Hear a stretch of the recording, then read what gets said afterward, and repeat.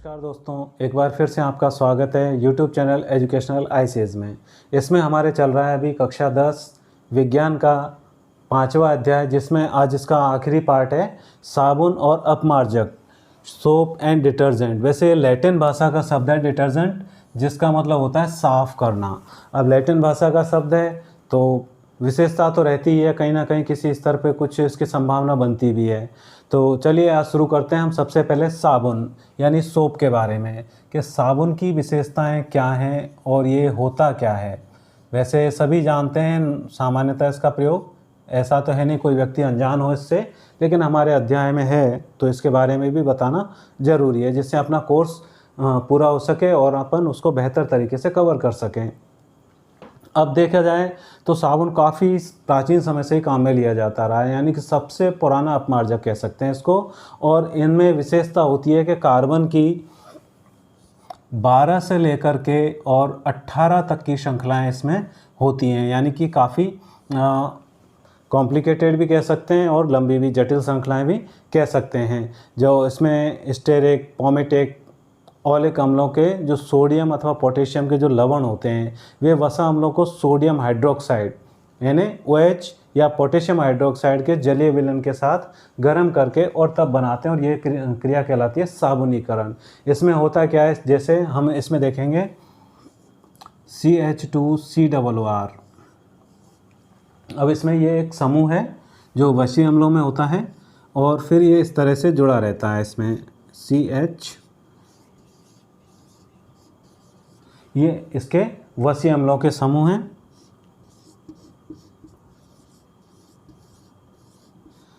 अब इसकी जब NaOH के साथ हम क्रिया करवाएंगे, ये क्या है, वसीय अम्ल हैं। और वैसे हम जानते हैं कि साबुन बनता किससे, वसाओं से बनता है। अब इनकी अभिक्रिया जब करवाई जाती है NaOH के साथ, और इसके कितने 3 गुना लिया जाता है। इसकी अभिक्रिया से होगा क्या, इसमें विस्थापन अभिक्रिया से देखने को मिलेगी हमें, और ये बन जाएगा हमारा RCOONA, और इसके साथ में ये इसमें से बदल जाएगा, तो इसमें बन जाएंगे हमारे CH2OH, CHOH और CH2OH। इस तरह से इसमें हमें मिल गया ग्लिसरॉल और साबुन। इसे कहेंगे हम, इस समूह को कहेंगे पूरे को साबुन, और ये ग्लिसरॉल। इसका भी प्रयोग कर लिया जाता है बाद में, इसे भी अलग करने के बाद, परिष्करण के बाद में ये भी काम में आ जाता है। तो इसमें जो हमें साबुन मिलेगा वो सोडियम क्लोराइड मिलाने से अलग हो जाएगा। इसमें मिलाएंगे NaCl, सोडियम क्लोराइड, और ये साबुन हमारा अलग हो जाएगा, और ये हमारे काम में आसानी से हम इसको ले सकेंगे। इस तरह से जो साबुन बनेगा वो जल में विलेय होगा। ये कैसा होगा, जल में विलेय होगा। अब जल में विलेय होगा तभी तो ये मैल को या अशुद्धि को लेकर के अलग हो पाएगा। अब इसलिए इसका जल में विलेय होना भी बहुत ही ज़रूरी है। और इसमें पोटेशियम के जो साबुन होते हैं वो थोड़े सॉफ्ट होते हैं, इस वजह से इन्हें शेविंग क्रीम है, शैम्पू वगैरह बनाने के भी काम में लेते हैं। और पारदर्शी साबुन बनाने के लिए ग्लिसरीन मिला दिया जाता है। पारदर्शी साबुन के लिए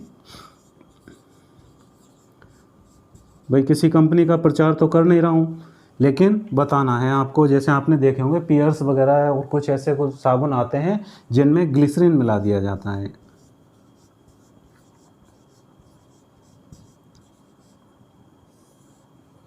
तो ग्लिसरीन मिलाने से ये पारदर्शी हो जाता है, उसमें से आर पार दिखता है और हम उसको थोड़ा सा बेहतर समझते हैं। बाकी इसमें ऐसा कुछ है नहीं। अब क्या होता है कि जो हमारे साबुन होता है वो मृदु जल में सफाई का कार्य करता है, लेकिन कठोर जल में नहीं करता है। और ये काम भी किस में करेगा, मृदु जल में।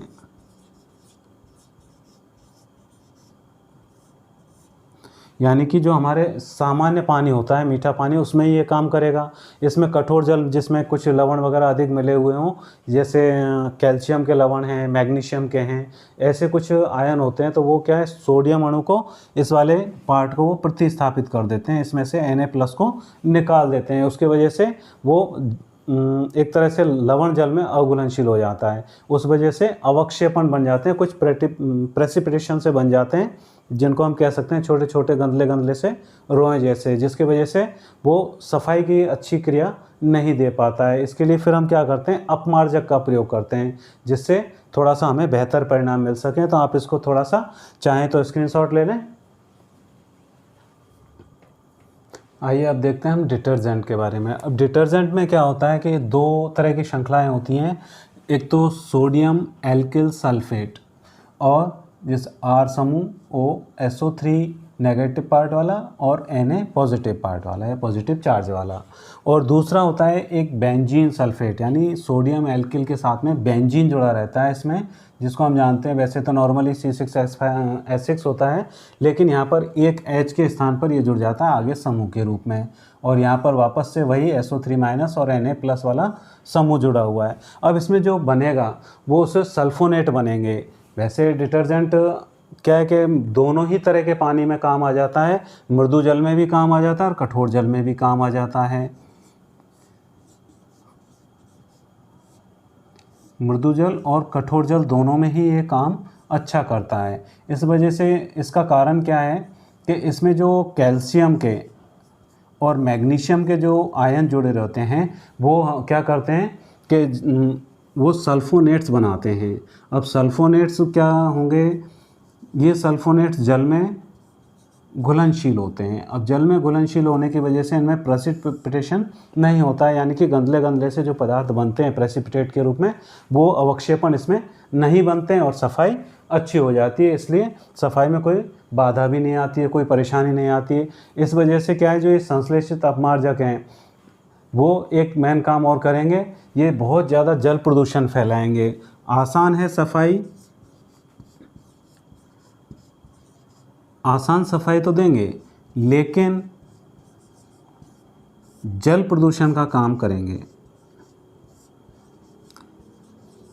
अब जल प्रदूषण का काम कर रहे हैं और आज के इस इंसान को देखो, अपने काम से मतलब है, उसके बारे में हम ध्यान देते नहीं हैं कि कम पानी काम में लें और थोड़ा सा इसमें हम इससे बचने का प्रयास करें। तो ये क्या है कि अपघटन इनका हो नहीं पाता है, इस वजह से जीवाणु इनको क्या आसानी से अपघटित नहीं कर पाते हैं, और इनमें जो आर समूह है और हाइड्रोकार्बन श्रृंखला है वो कम साकित होती है, जो इनका जीवाणु द्वारा अपघटन या निम्नीकरण जिसको हम बोलते हैं डिकम्पोज, आसानी से ये नहीं हो पाता है। और इनकी इस वजह से लंबी और जो कम साकित हाइड्रोकार्बन श्रृंखला वाले बेंजीन सल्फोनेट अपमार्जक हैं उनका प्रयोग करना चाहिए। इनमें कम शाखित होती हैं, लेकिन ये क्या थोड़े कॉस्टली होते हैं, तो और फिर हम क्या करते हैं कि सस्ते का ज़्यादा रास्ता ढूंढते हैं। इस वजह से इनमें कुछ जो इनकी क्षमता और गुणवत्ता बढ़ाने के लिए अकार्बनिक फॉस्फेट, सोडियम परऑक्सी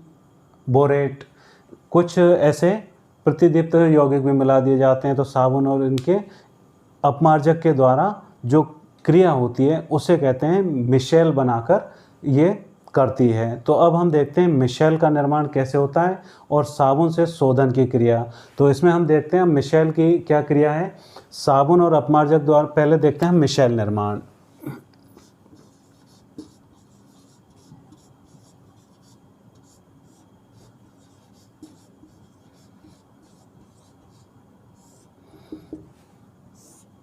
अब ये मिशेल निर्माण होता क्या है कि इसमें हमारे पास में सोडियम स्टीरेट जैसे साबुन के अणु होते हैं जो जल में आयनन हो जाता है, और उस स्थिति में बनता क्या है, जैसे हमारे पास कार्बन की 17 कार्बन की श्रृंखला है C17 और हाइड्रोजन इसमें जुड़े हुए हैं 35 COONA, काफ़ी लंबी श्रृंखला होती है। अब इसमें ये होगा क्या, इसमें से Na+ बनेगा। जब ये जल में घोलेंगे तो C17 हाइड्रोजन 35 और COO ये माइनस वाला समूह बनेगा, और इसमें साथ में Na+। अब इस वजह से होगा क्या, वैसे इसको हम शॉर्ट में लिखते हैं, इतना सारा नहीं लिखते हैं इसको, एक पूरी की पूरी जो श्रृंखला होती है इसको हम लिख देते हैं इसकी जगह RCOONA।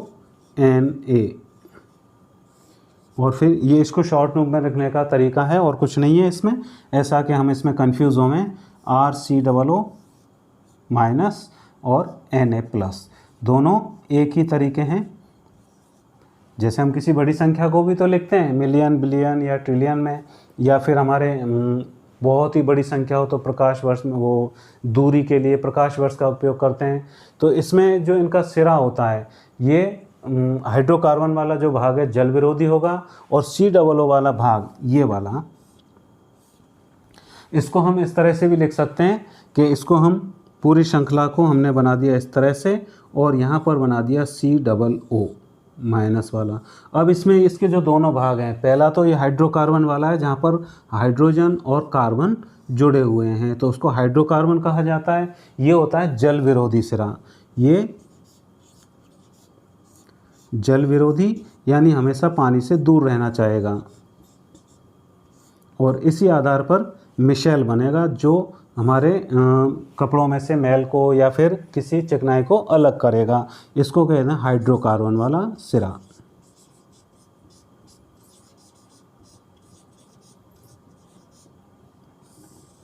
और जो COO वाला भाग है वो ध्रुवीय भाग कहलाएगा, क्योंकि यहाँ पर थोड़ा सा चार्ज है इसमें, ये ध्रुवीय भाग कहलाएगा, और इसे कहेंगे जल स्नेही भाग।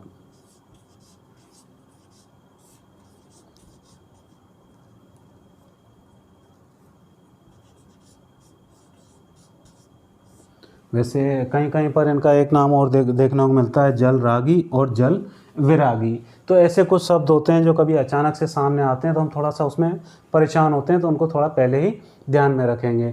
तो इसके जो ये पूंछ वाला है R भाग है ये जल विरोधी, और जो दूसरा भाग है हमारा COO माइनस वाला ये जल स्नेही भाग कहलाता है। तो इसको थोड़ा सा आप चाहें तो एक बार नोट करें।